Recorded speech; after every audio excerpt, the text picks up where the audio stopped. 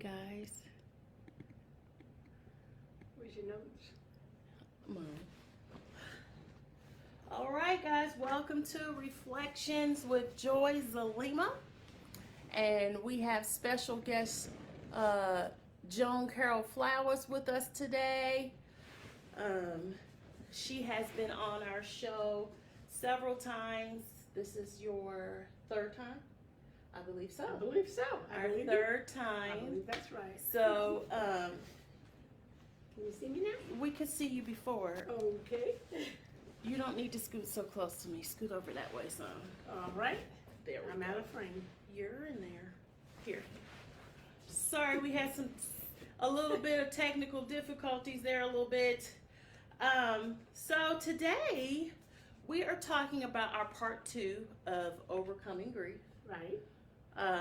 And in our last session, which was a few months ago, we talked about loss from death or loss of a relationship or loss of a job. We talked about loss and grieving bad decisions. We also talked about the consequences of those bad decisions and grieving that. We mainly wanted to let you all know that we're not just talking about loss from the concept of death, but grieving can be over anything. Like we said, loss of relationship, loss of lifestyle due to the loss of a job or something like that. So we just reviewed a little bit of what we talked about the last time. We told you all that we were going to come back and talk about the stages. The 5 stages, right. Of grief. Mm-hmm. So that's what we're doing today. We're going to talk about the 5 stages. We're going to talk about what that looks like to each of us and what we've gone through in our specific losses. And we're just going to discuss that a little bit. I do have my glass of wine, as always, on Reflections with Joi-Zulema. I have my coffee. She has coffee. So hopefully what you will get out of this is just if you are going through any type of loss. We also have resources we're going to give you at the end of this session. But if you are going through any type of grief, giving you the support that you need to get through it, but also letting you know you're not alone, and just to be able to connect with you so that you can start your healing journey, whatever that may look like to you. We'll share what it looked like to us, as some of us are still kind of like me going through my journey, and I'll share that with you. But that's what we hope to get out of this Facebook Live today. So let's talk about the stages. Okay. We're going to list the 5 stages. You don't necessarily have to go through them in this specific order. The resources that we got this from was Dr. Gabora Mate and David Kessler on grief.com. And they list the 5 stages in this specific order. Most people actually do, but again, you don't have to necessarily go through those stages in any specific order. You might flip-flop through various ones. But let's talk about the first one. The first one is denial. Right. Meaning, not necessarily denying that it happened. Well, in some cases, yes. Denying that you're actually going through the loss. It could be, the loss of a loved one. In my case, that specifically, I'm talking about a loss of a relationship through a divorce. Losses of parents, losses, there could be a loss of a job. There could be a loss of not just a relationship, because there are a number of ways that you can even lose a relationship. So how are we talking about denial, that first stage? What does that look like? I think what happens is you just don't believe it ever happened. You just are in such shock, and you're just in denial. Why did this happen to me? and hoping that you can, change it. I think that's what people usually go through, that it happened, but I can change this. I know he's going to come back to me, or I don't believe this person actually died. And so there's a lot of denial that goes on, I think, in those stages of grief. What did denial look like for you personally when you were going through your loss? Whether it was through your loss of your parents, the loss of a relationship, since we did talk about divorce, and you shared on the last episode, a few episodes back, that you had been through a divorce. What did denial look like to you? Well, I couldn't believe it happened. I mean, you're married for a long time, and you just don't believe that it happened, and often you don't believe what happened. Just speak up a little more. In my case, I had in fact, when I was married to Joy's father, we got a divorce, and I couldn't believe he left me after all those years for somebody else.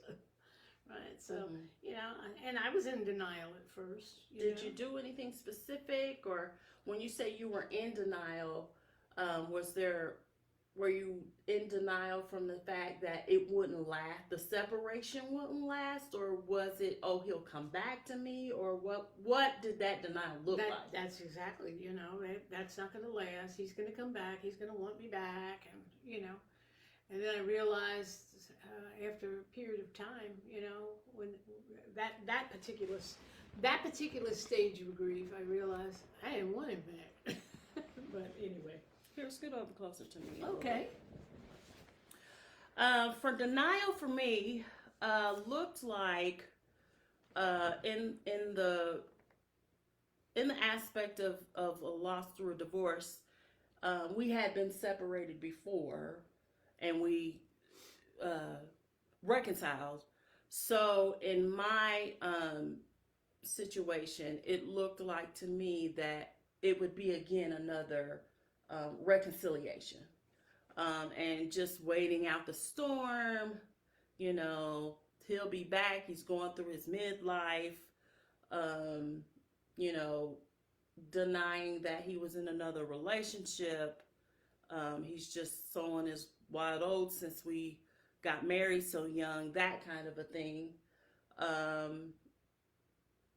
So, and then in the loss of my children, the denial was more like it was a dream.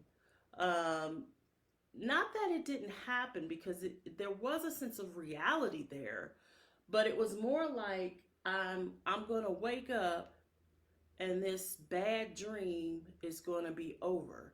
Even to the point where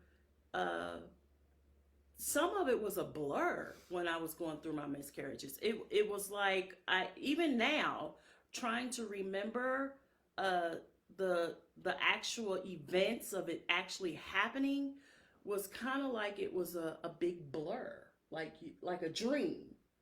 And I know that our brain will do things to kind of protect us in a way to do that. It's like a self-defense mechanism, which to me, this stage really kind of is like a self-defense mechanism, that our bodies, our brain, go into this self-defense mode, fight or flight kind of thing. So I went through something similar when I lost my parents 3 months apart.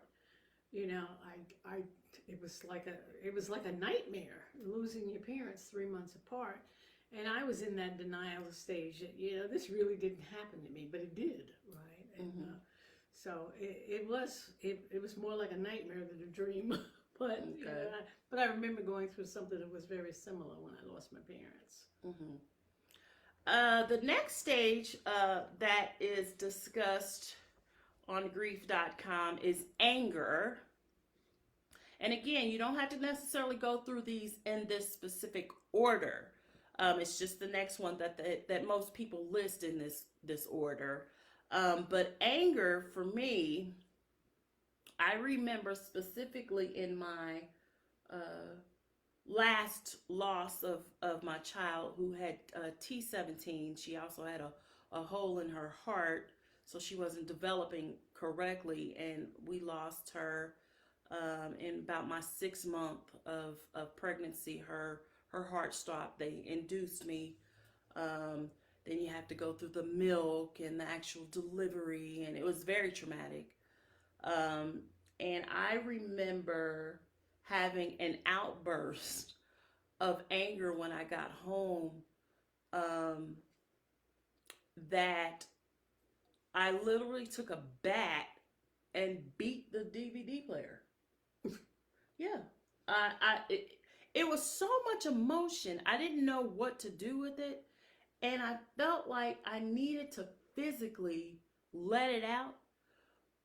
I don't recommend this for anybody. I'm just telling you what I did at that specific time. It was an anger outburst. I was so angry. I was angry with God because I couldn't understand, why would you allow me to go through this, again? Because we lost 3 children, through stillbirth or miscarriage. So I couldn't understand why I was going through this again. So I was angry with God. I was angry that other people could have their children, and, there was no process that they had to go through that we had to go through at the time, although she was a surprise pregnancy. So, but, again, getting this gift and feeling like God took it away from me. So yeah, that specifically comes to my mind when I think about my anger phase. What do you feel like you went through with your anger in your loss or your grieving process? That's a good question. I don't remember too much the anger part, right? I remember the denial part, but that anger part, I kind of went through very quickly, right? So I wasn't as much angry because I realized it was better for me. And I think each time I've had a loss like that, even with my parents, I took care of my parents for 27 years. That's a long time to take care of your parents when they're, not well, right? Mm-hmm. So even though I went through that denial and everything, I don't remember too much anger because my father was 90 and my mother was 87. So I just don't remember too much. I don't remember too much anger, to be perfectly honest with you. Do you think that was a self mechanism in you actually blocking the anger out? Do you feel like you went through this phase? I don't feel like I went through that phase, to be perfectly honest with you. Oh, yeah, okay. I really don't. You know, I think I went through that phase with a loss of a business but that I was angry about. But that's a different kind of loss, right? So. Well, let's talk about when you talked about your loss of divorce, and we want to make sure that our viewers can hear you. I'm sorry. Okay. You talked about when you were married to my father, and the anger that you went through with that. Let's talk about that phase. What did you feel like you went through in the anger part of that? I want to make it sure that people can understand what the anger phase may look like in any type of loss that they're going through. Well, the anger there, I was angry that we had been married all those years and I gave so much of myself. Mm-hmm. And I think that most people will probably go through that phase that, hey, wait, you did this to me and I gave you so much, and so I think that's a normal angry phase that everybody goes through with that kind of a loss, with a divorce, especially if somebody leaves you for somebody else and you put so much into the marriage. We're similar in that way. Yeah, right? We are. You put so much into a marriage, and then all of a sudden, you feel like you're, what would you call it? Betrayed. Right. So you go through that phase of anger. Right. Mine didn't last that long, right? Okay. Because I moved on to something else, but. Or someone else. I moved on to somebody else. I didn't put you out there like that. No, that's okay, because I'm going to say this. I said, My grandmother, I was going through the grief process, and my grandmother said, listen, sweetie, the best way to get over one man is to get another one. Don't listen to that advice. Old school advice. I don't know if that's good. It worked. It worked for you. It worked for her, I guess. So, yeah, the anger phase, and anger is normal. It's make sure that you don't do with your anger something that's unhealthy. You know, anger is a normal emotion. It's a normal emotion. It's a normal. Really it's a part of the grieving process. So we want to be able to go through that process, and nobody can tell you you can't be angry. It's part of the whole process. It is.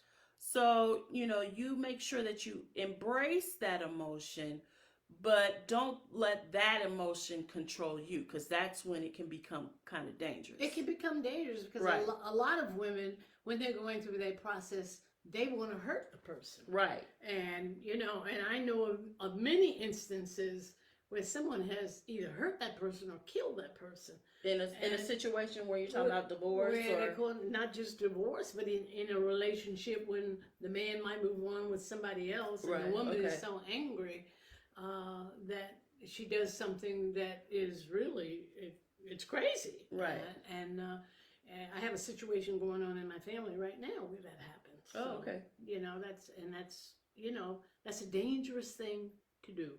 Staying stuck in anger. And I think that's what my grandmother was concerned about. She didn't want to see me stuck in the anger phase, right? And she said, you just got to move on, right? And that was her advice, right? Okay. And in a way it was good advice because I was pretty angry. Okay. The next phase that we're going to talk about is bargaining. Bargaining, where here they talked about it being a temporary truce. What's that look like to you? What do you think they mean by that? A temporary truce?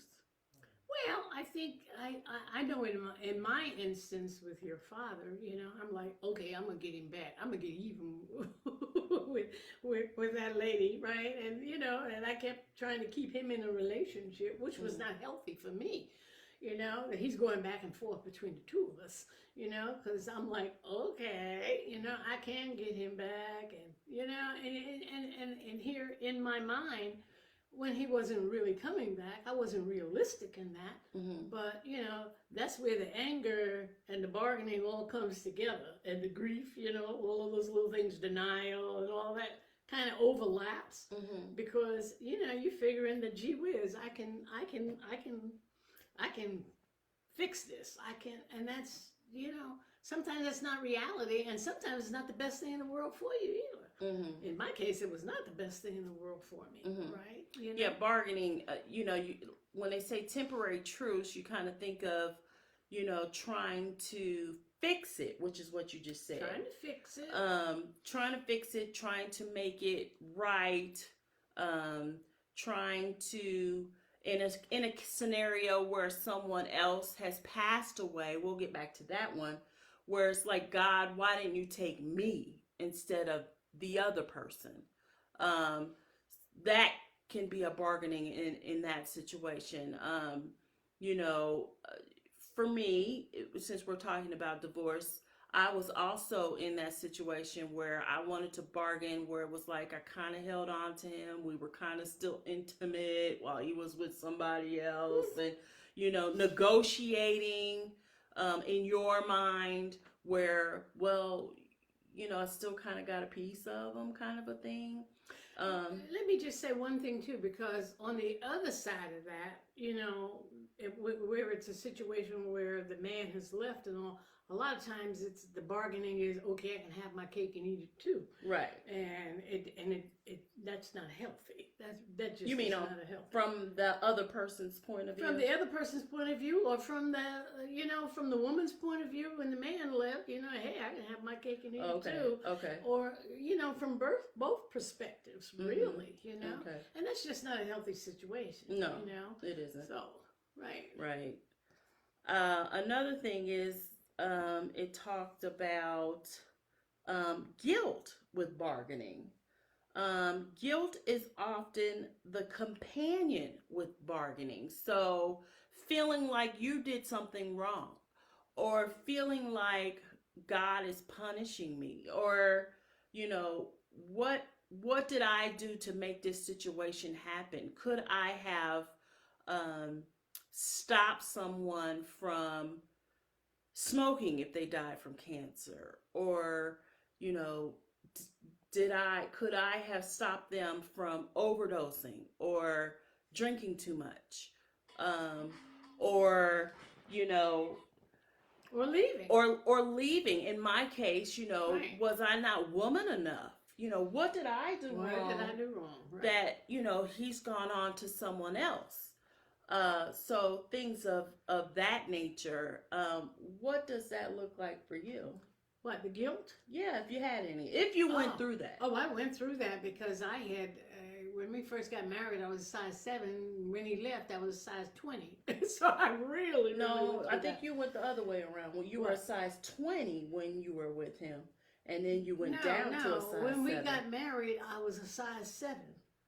I Oh. went to a size Oh, 20. Oh, okay, I got you. And right, and Okay. then after he left, I went back to a size 7. 7. Okay, I remember Not that. intentionally. I just couldn't eat. I was going through guilt. I was going through every one of those stages of every one of those stages I was going through, and I really, really didn't eat. I think in a period of about 7 weeks, I lost so much weight. And That was not healthy, though. that was not healthy. No. It was not. I was in terrible shape. Yeah. And it was not healthy. It was not. And I think that's when my grandmother intervened and said, "Hey, look," because everybody thought I was dying. To be perfectly honest with you, Mm-hmm. And I think that's when she said, "Hey, look, we got to cut this out. You can't grieve like this." Mm-hmm. She called it the death of grief. She said graveyard grief is what she called it, right? Mm-hmm. And she intervened, and I'm glad that she did, because everybody said, well, that wasn't good advice. Well, it was good advice for me because I would have wasted away. I really would have, and so it was difficult. I had to, and what happened was I really met a guy who really helped me get myself esteem back and all of that, and he was wonderful. And it really did help me. It made a difference. He was a great friend, and it really, really helped me get my self-esteem back and my health back and everything else, And again, that worked for her. That worked for me. I would not advise anybody who's going through the grief process over a man to go get another one. You make sure that you're whole first. But that worked for her. That was her journey. Yeah, it was. Yeah. Good friend. So the next phase that they talk about is the depression. Oh yeah. Depression. One of the things that they did want to reiterate in grief.com was that it is a part of the whole grieving process. Yep. When you go through it, it doesn't necessarily mean that you're dealing with a mental illness. It's very normal to go through it. It can get there, but we'll talk about that in just a second. But what does that look like? For me, when I went through the depression, I battled clinical depression, so I'm really not a good example as far as going through this process, because for me it was a mental condition that I have since I was a child. It was totally exacerbated when I went through this, and I had to get on the medication and go through that process. But I'm not a good example of what normal depression would look like, because I did not normally grieve in that stage. I think I'm pretty normal when you talk about grief and how all of these 5 stages overlap, because I was going through anger, I was going through denial, I was going through the bargaining part, and I was all of these things. The depression was when I lost all of that weight, So, I'm angry at the same time. I'm like, it wasn't like it was this happened and this happened and this happened. I mean, in a period of 2 months, all of it happened. I was angry. I was depressed. I was in denial. And I think that's why I lost so much weight so fast. So do you think the depression part of it, because I know you're saying you went through all of it, but what did that specifically look like for you with the depression? In the depression part of it, I didn't eat. Okay. I didn't sleep. I had so much anxiety, it was unbelievable. I probably should have been on some kind of medication or therapy or something that would have helped me through that period. Mm-hmm. And I think that's why my grandmother told me what she told me, because she saw me just falling apart. Mm-hmm. And I mean, and I had kids. I had, and everybody, I mean, part of what happened to you was because of what was happening to me, Mm-hmm. right? And you don't think like that. You're not even sure if you want to live, Mm-hmm. I mean, that's what it was like for me. Now, right? when you say part of what was happening to me, or as a child, Part of what was happening to you was well, somebody else was taking care of you. Nana was taking care of you, and Gran was taking care of you. You mean when you left? Because nobody knows what you're talking about, so I want to be specific. When you this is before I left. Okay. Even before I left, Okay. you're not. Maybe you don't remember a lot. There were of that. some things that I don't. Yeah. I mean, I was really a mess. Mm-hmm. And going through that, I was living in Versailles. Mm-hmm. You remember living in Versailles Village, Mm-hmm. right? Mm-hmm. I was a mess. Mm-hmm. I mean, I was not even capable of taking care of a child, Mm-hmm. let alone me trying to survive through all of that. Right. And you probably remember sometimes when Carl babysat you. I don't know if you remember a lot of that. Mm-hmm. I was a mess, right? Mm-hmm. And just trying to find my way out of this depression. Right. Nana couldn't help me. She was depressed too. Right. So it was a terrible situation. So something you said you didn't have medication at the time. I didn't have medication. You did not have therapy at the time. I needed it desperately. So do you think these are things that we would encourage some of our viewers to do in the case where they feel like I can't function? Yes, because you know what? I felt like there were pieces of puzzles of my life, and I didn't know how to put the puzzle back together again. Mm-hmm. That's the way I felt. Mm-hmm. I just did not know how to put this puzzle. One puzzle is my kids. One puzzle is my business. I did not know how to put all this back together again. Mm-hmm. And that's when I really desperately needed therapy. But I came from a family that didn't believe in therapy. Mm-hmm. They just didn't believe in that. And I didn't know what to do. Mm-hmm. I honestly didn't know what to do. So in that situation where there was somebody in my life who was outside of all of this, who was helping me through it, that was Carl. You remember Carl? Helping me through it. It was great because I needed that desperately, right? I needed that. There was just so much going on, and I just didn't know how to put the pieces back together again. I really didn't. Right. So I would encourage anybody that you're going through that. Grief is a process that, everybody's telling me, you'll be okay. Really? Okay, how am I going to be okay? How do I put these pieces of the puzzle back together again? Nobody was telling me that. You'll be okay.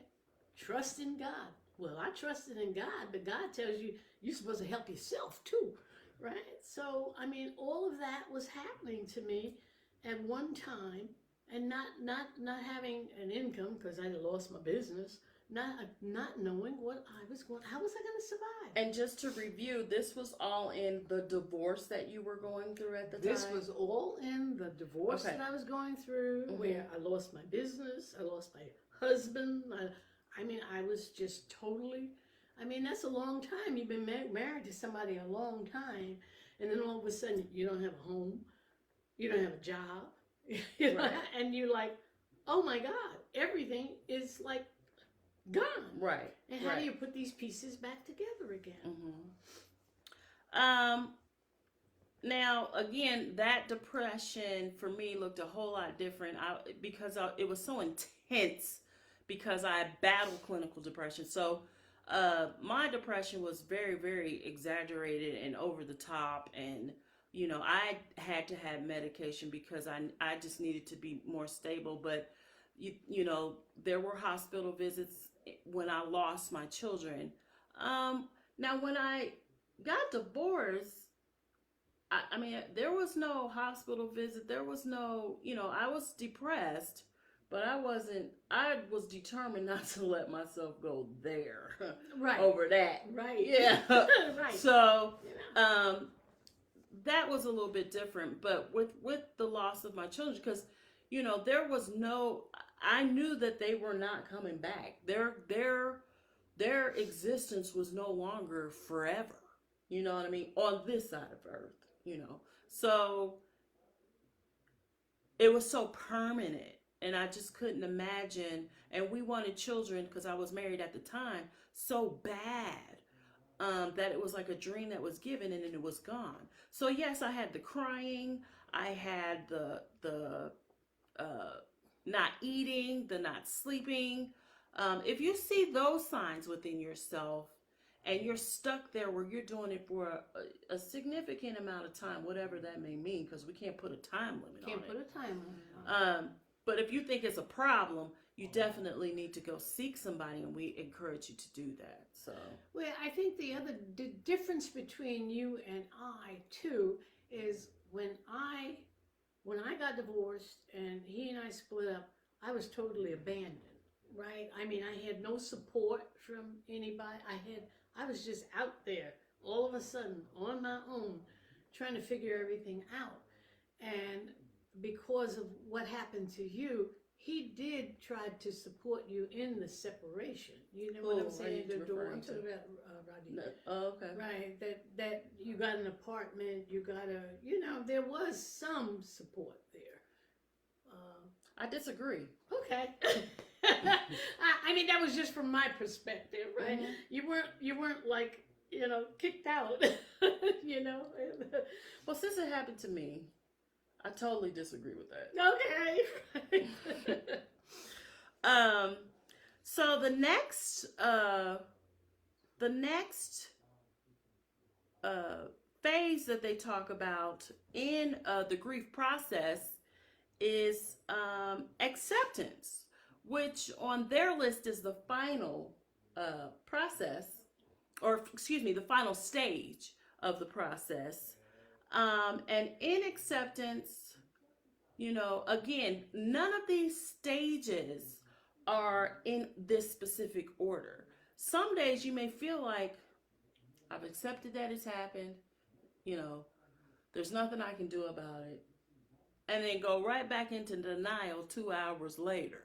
So, but according to them, acceptance can be confusing because accepting reality is permanent, but it can be confusing. Why did they say again it can be confusing? Because I don't remember.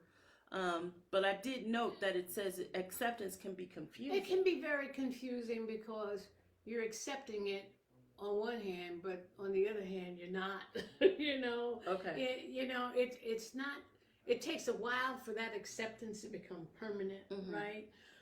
In my situation, I accepted it, right? But it took me a while for all of that to become permanent, right? That, hey, this is the way it is. This is the reality of it. And you're not going to get back together again. It's not going to ever happen, And then you, in your mind is that, well, maybe it will. But then it won't. So you kind of, it can be very confusing because you have to accept it, but it's hard to accept it if you know what I'm saying. Well, it sounds like to me what you're explaining is that sometimes you can go into acceptance and then you go back into bargaining, where it's like, well, maybe it will happen again, and maybe we will get back together, even though it's a process, right? Right, and then again, you can be flipping from all these different phases, really in one day, because emotion can, emotions are all over over the I'm place. telling when you, you're going it through. happened. There was days when all of it was coming at me, and I just did not know how to put the pieces back together again, so I could have a picture. You know, all of us in life, you know, we see the big picture, and we kind of move toward the big picture because this is what I want to do, this is what I want to be, this is how I'm going to do it, and you know what I'm saying? There's a like right now you have a picture of how you want your life to be. You've accepted certain things, and you know what you want to do.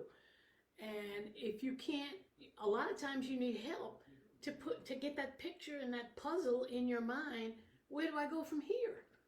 You know, you're really confused even in your acceptance. Where do I go from here? What do I do? I have to live. I have to survive. I have to take care of my kids, you know? So you go through that phase and you get to acceptance, but you still don't know how to do it, right?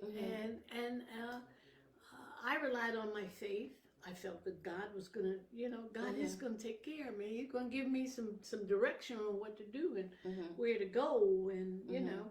And, I mean, when I think about, you know, sometimes people lose a loved one and they have to get out of the environment to be able to accept what happened. Right. Because if they're still in that same environment and everything, it's confusing. It's hard to accept something. Or hard to move on. Yeah, it's hard to move on. It's hard to accept. It's particularly when somebody loses a loved one, you know, the death and stay in a house and all of those kinds of things. It's very hard to do. Right. And even in a relationship when the man has gone and left the family and all, and here you are still in this same environment in this house, and you're supposed to forget and move on and all, and it's hard. You know, it's very difficult to do. So that's why I say and encourage everybody, get help. You know, there are resources out there that can help you get through. Always remember, it's getting through. You don't want to get stuck in any of these phases. I think what happens to a lot of women, they get stuck in these phases and then they do dumb things. And I've done some dumb things. Right? Or men, and do some dumb things. They get stuck in that phase, you know, and don't get stuck in it. You're going through it. And now, always remember there's light at the end of the tunnel. There really is. One of the things that you just struck on was talking about people who have lost a loved one and they decide to stay in the house, or some people, I won't say most because I don't know statistically what that would be, but some people decide to move. There was a very close person to me that lost someone, decided to stay in the house, and the advice that she was given was to make the house your own. Change some rooms around, paint some things so that you can make some new memories, and not that you feel guilty for moving on without that person, because sometimes acceptance can make you feel like, okay, I've accepted it. I'm dating now even though I lost someone, or I am, you know, that kind of a thing. You may feel a little bit of guilt because you've moved on and that person, you know, was such a significant part of your life, and they, you know, passed on to glory or whatever. So making the house your own, changing some rooms around, redesigning, getting new furniture, some things that can help you move on if you do decide to stay in a house and you've lost a spouse or a parent or whatever. Just something that I felt ignited to say.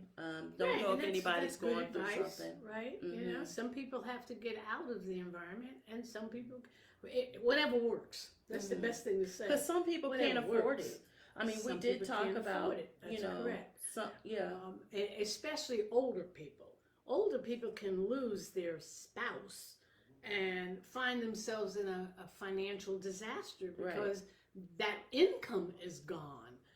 And so they not only have the loss of a loved one, they have the loss of an income. And that can happen with divorce too, right? And they find that how am I going to survive? You know, they're faced with a lot of confusion, right? In that acceptance stage, they're faced with a lot of confusion because they have to survive, you know, so. So one of the things that we were going to talk about this is specifically in death. I know we've been talking about a lot about divorce since we have experience with that particular loss. But Dr. Gabora Mate and David Kessler had on their website things to say And things not to say. and things not to say. So, forewarning, we may laugh at some of this stuff because it's, even though this is a serious topic, and we're not at any way minimizing pain or anything like that. But as we were reviewing this, we were looking at each other like, oh Lord, we done said that to so many people. And there's certain things that you shouldn't, they're suggesting that you don't say. So, one of the things, we'll go over the things not to say first. Okay. They brought it on themselves. That's what people will say. Well, they brought it on themselves. And I've heard people say that too, especially with accidents and things like that. Drinking and driving, and well, they brought it on themselves. Yeah, because it's still a loss and the families are still I've never feeling it. said that, but I don't think I'm guilty of saying that. I've never said that one. There's a reason for everything. I'm guilty of that one. I'm guilty of that one. I'm Especially, guilty of that one you too, hear but that don't in a say church. Sometimes because we're so spiritual sometimes that we over spiritualize stuff and we don't know what to say. So we're thinking we're saying something right. So there's a time for everything. It's in God's purpose, that kind of stuff. You don't want to say that. For me, this was a personal one that I just hated when I went through the loss of my children. You can have another one. That was just the most horrible thing that anybody can say that has experienced a miscarriage or a stillbirth. You're young enough to have another one. Or don't worry, God will bless you with more. Again, we over spiritualize. These are horrible things to say to a person that's lost a child. As if, they can be replaced. So it's just not a good thing to say. So that was my pet peeve. Here's another one too that I'm guilty of. I know how you feel. You don't know how that person feels, right? And I have said that to people who've lost a parent or whatever, but I don't know how somebody feels. And when I think about that, and I've said it to people, right? I don't know how that person feels. So, and how you feel. That's not a good thing to say. Yeah. And how you feel or how you felt may not be the way they feel. May not be the way they feel. Right. That's right. So I'm guilty of that one, I have to say. Here's one that's more so for my divorcees out there that have just been going through this. You should be over him or her by now. Or you should be over this.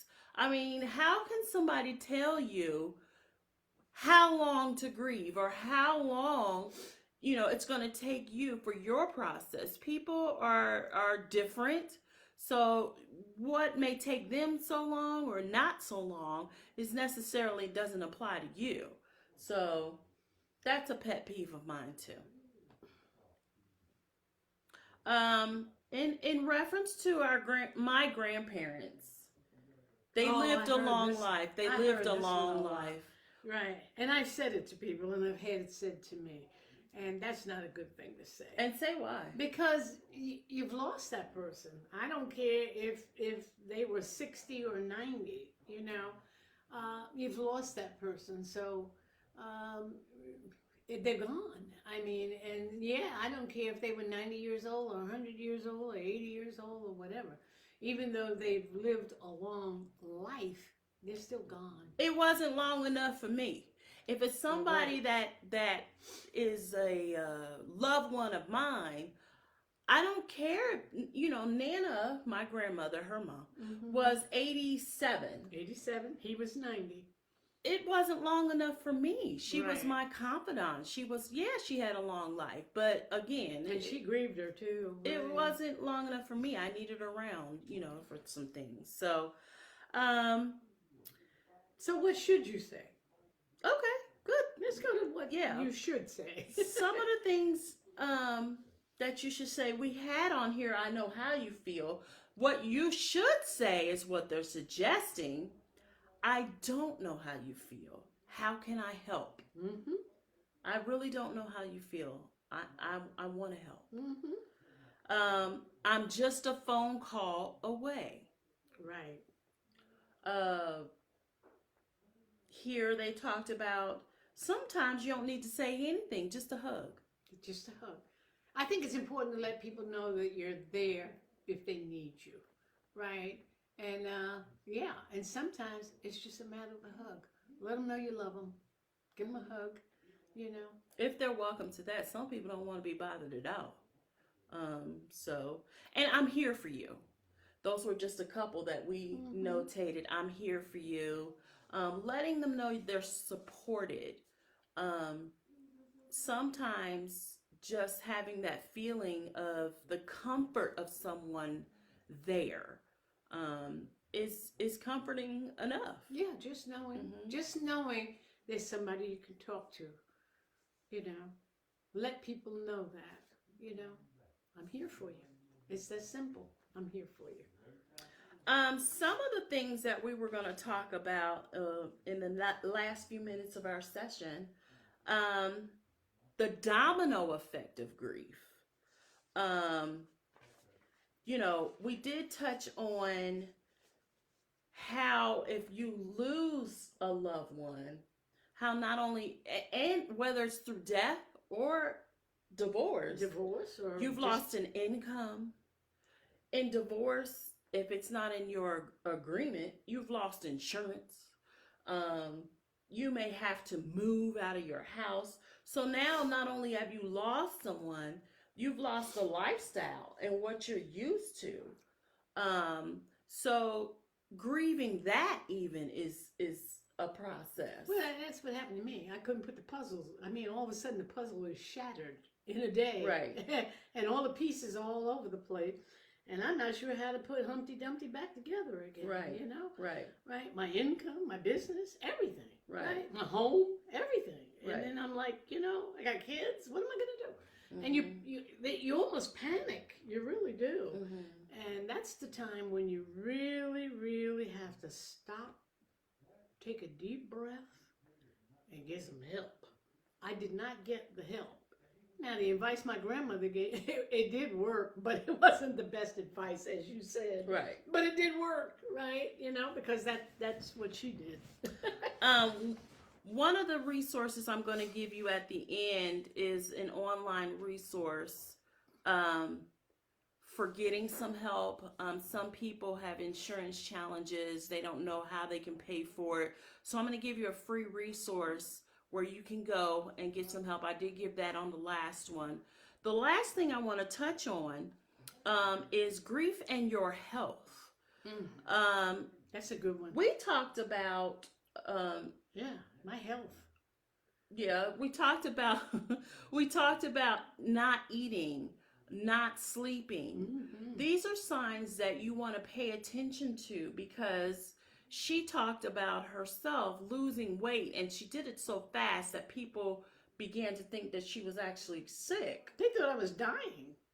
I had people literally calling me up and saying, "Is there anything I can do?" I mean, they were actually feeling sorry for me. People literally... Oh, but they said the right thing. They did say the right thing. They actually literally thought I was dying. I mean, right? Sleep and eating disorders. Increased risks of variety of disorders through your health. They said to try to take care of yourself in some coping strategies. Crying is like cleansing of the soul. You need to do that.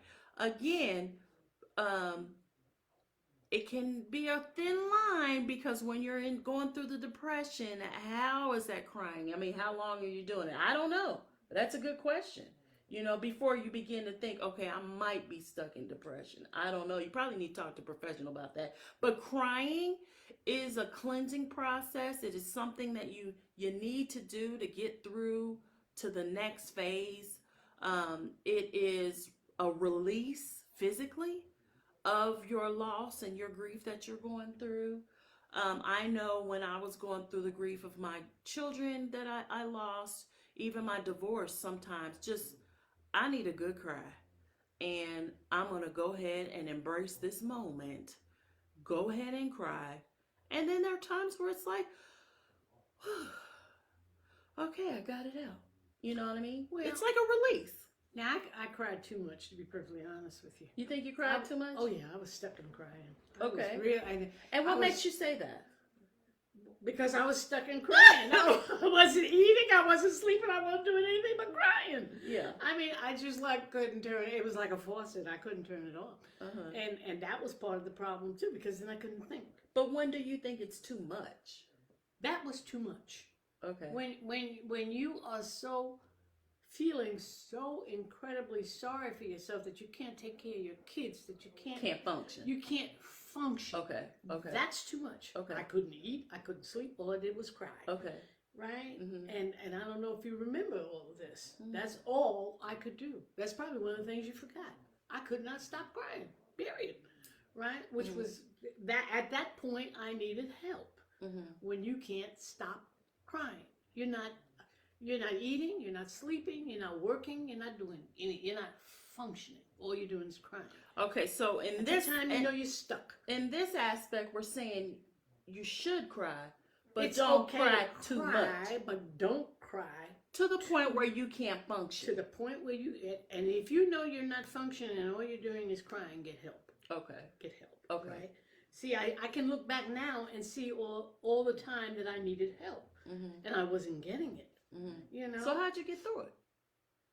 I don't know. I don't. Okay. I had a friend that helped me through it. I'm sorry, but that's Grandma sent you a man. Yeah, no, I met him by accident. I was Charlene, and I met him by accident. Okay. But yes, that was a help for me. Okay. That was a great friend that made me realize that's not your whole life. If that part of your life is over, you better go on to the next part of your life. You can't get stuck in worrying about him and what he's doing, and like he's gone, right? Right. Right. And that helped me face some realities in my life. Okay. That and Uncle Larry helped me face some little realities in my life. Okay. I was lost. I was literally lost. Literally. So here's some more coping strategies. Crying time alone. Sometimes for me specifically, I like to journal. I'm a writer. You all know I've got a Joyful Journey, which is available on Amazon. I had to put that plug in there. But journaling gives you that self-reflection, because I personally will go back in my journal and read.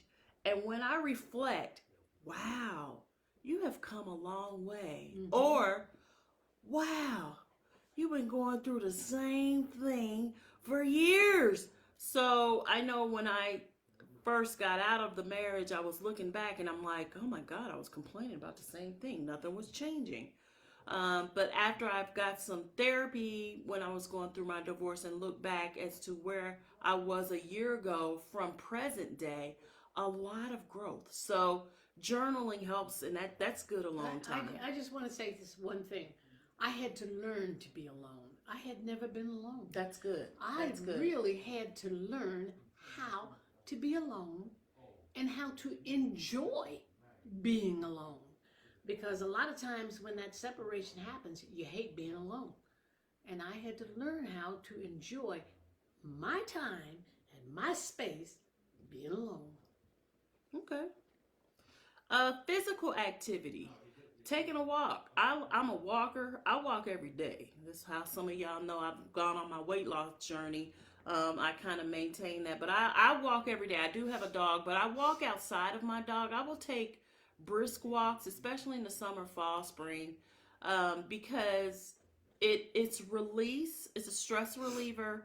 It's a time to break away from the reality of life and just go within yourself. I use it as a quiet time to speak with God, since I'm a spiritual person.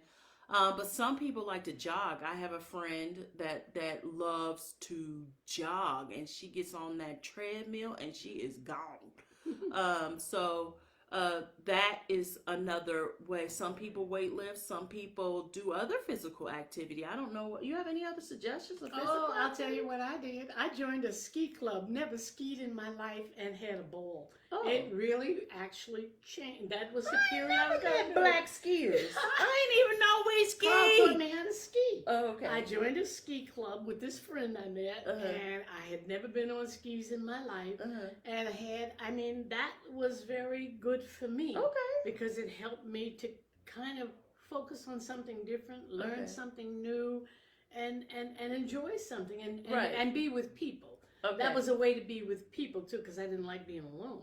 Okay. And I said I had to learn how to balance all that. But I Mhm. joined a ski club. It was a black ski club. Oh. In Cincinnati. So I think it's very important to talk, clubs. This talks specifically about physical activity, but there may be some social clubs. I know one of the good things that I love to do now is meetup.com. They have I have a group of women, hey y'all, that I meet up with through like a divorce support group. And it has really been wonderful. We have been meeting for months, and I found them through meetup.com.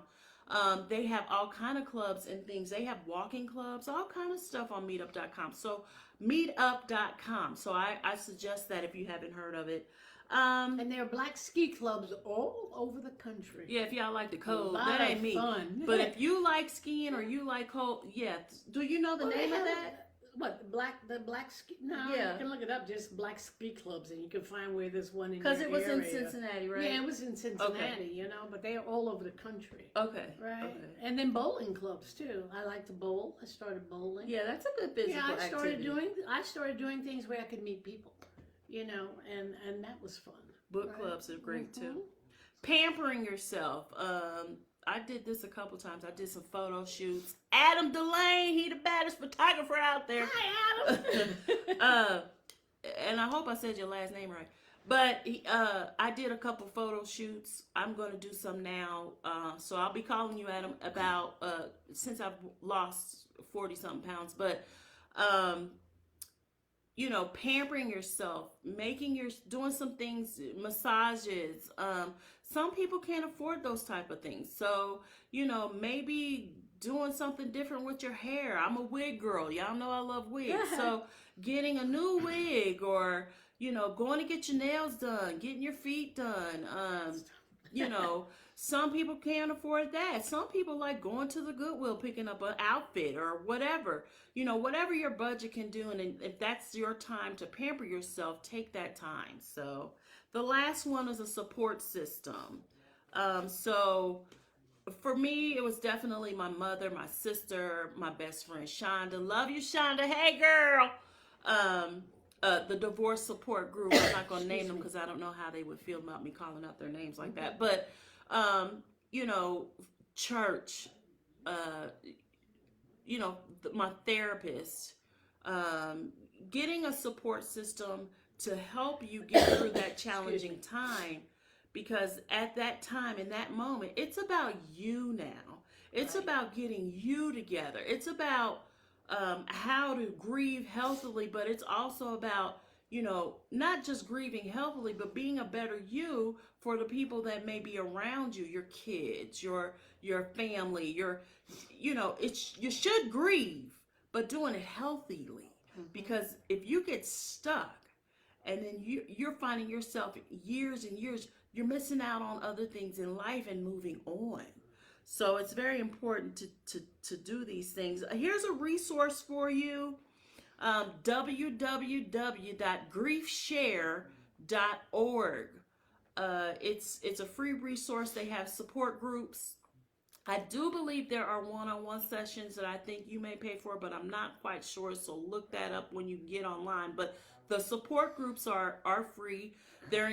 You just type in your area code, tells you where the closest support group is. If there isn't one there, maybe you're interested in starting one. They have where you can actually start a support group. Some people like to grieve around people that have gone through similar situations. And this is a great resource for that. It is online, so you're able to virtually do it. So I looked that resource up for people who were looking for things, and I think that was a pretty good one for you all. I wanted to share. Thank you for coming on. Thank you. We had a very good long session this time. We It was had an a long hour. session, That was right? good. That So, was good. our next topic, which I will be putting out there and kind of advertising it a little bit. I do have a YouTube channel, so we're doing some things in the work. I do have a studio. Right now we're in Florida. Hey, we're filming all the way from Florida. But in Cincinnati, I do have a studio now, and we'll be talking about some more things on how you can get reflections with Joi-Zulema. But the next topic that we're going to talk about is divorce in the church. Ooh, that's a good one. The taboo, the contradictions, we gonna talk. So That'll be interesting. it will be. We'll talk about that. You know, divorce is my journey right now, so a lot of topics are on that. But we will be talking about some other things as well. Not just about that. I've got a schedule put together. I will let you know some of these things because you may not want to hear about divorce all the time. So, and I understand. So there are some other topics that we will be talking about. But the next one, the church and the divorce. So stay tuned. Thank you for watching Joi-Zulema Bye. Reflections with Joi-Zulema. Yep. We'll see you soon.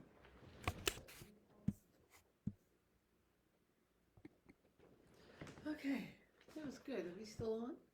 Just on, but